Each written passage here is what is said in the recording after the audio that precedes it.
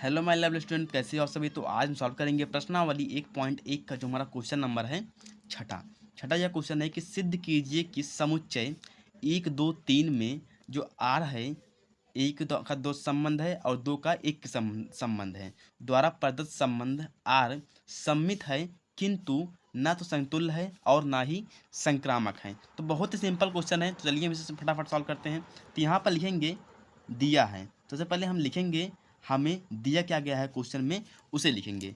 तो हमें दिया गया है एक समुच्चय, तो यहाँ पर लिख लेते हैं समुच्चय में क्या है, समुच्चय हमारा कुछ अवयव हैं, 3 अवयव हैं, 1 2 और 3। तो उसके बाद में क्या दिया गया, उसके बाद हमें दिया गया है रिलेशन यानी कि संबंध कैसा है, 1 का संबंध 2 से है और 2 का संबंध 1 से है। ठीक है, और हमें जांच करना है कि स्वतुल्य नहीं है, संक्रामक नहीं है और सिर्फ संबंध सममित है बस। तो यहाँ पर सबसे पहले हेडिंग डालेंगे स्वतुल्य की, तो यहाँ पर लिखेंगे स्वतुल्य। ठीक है, स्वतुल्य क्या कहता है, स्वतुल्य ये कहता है कि उसके जितने भी अवयव हों, 1 2 3 इतने अवयव हैं, उनका संबंध स्वयं से होना चाहिए। यानी कि ए है तो ए का संबंध स्वयं से होना चाहिए, ये मतलब इसका फार्मूला टाइप में है, इसे समझिए। ए का संबंध ए के साथ होना चाहिए। तो देखिए यहाँ पर कितने अवयव हैं, यहाँ पर 1 अवयव हैं, 2 अवयव हैं, 3 अवयव हैं, यानी कि 1 का संबंध 1 के साथ होना चाहिए, 2 का संबंध 2 के साथ होना चाहिए, 3 का संबंध 3 के साथ होना चाहिए।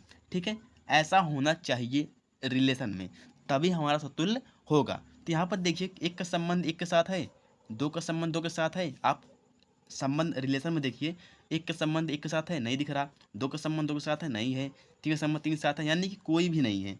जब इसमें से कोई भी नहीं है तो इसका मतलब यही हुआ कि ये सब असंतुष्ट है, यानी कि संबंध में नहीं है। तो इसका मतलब जो हमारा आर है वो क्या है, वो स्वतुल्य नहीं है। और यही हमें प्रूफ भी करना था। ये देखिए कि किंतु ना तो स्वतुल्य है और ना ही संक्रामक है।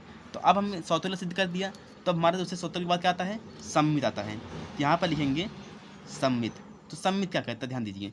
सम्मित यह कहता है कि यदि ए का संबंध बी के साथ है, ठीक है, यदि कोई अवयव है उसका संबंध ए के संबंध बी के साथ है, तो इसका जस्ट अपोजिट यानी कि बी का संबंध भी ए के साथ होना चाहिए। तो ध्यान से देखिए, इसको भी बहुत ही आराम से समझ में आ जाएगा। तो यदि मान लेते हैं इसमें इस समुच्चय में 1 2 को ले लेते हैं, 1 का संबंध 2 के साथ है, चलिए अच्छी बात है, 1 का संबंध 2 के साथ है।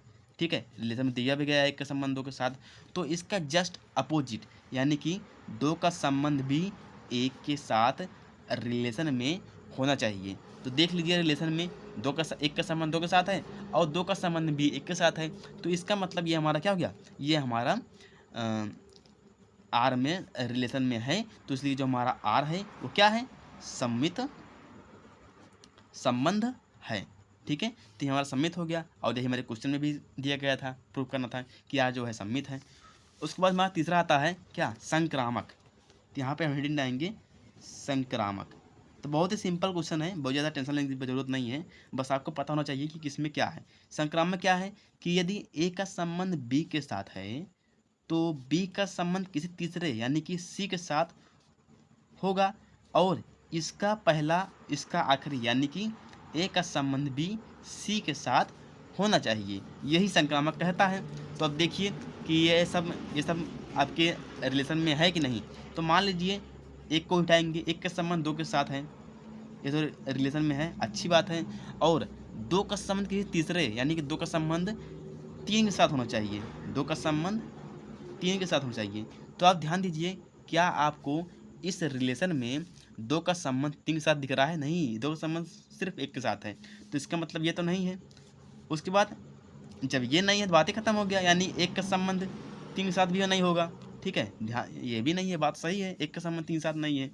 तो इसका मतलब जो हमारा आर है वो क्या है, संक्रामक नहीं है।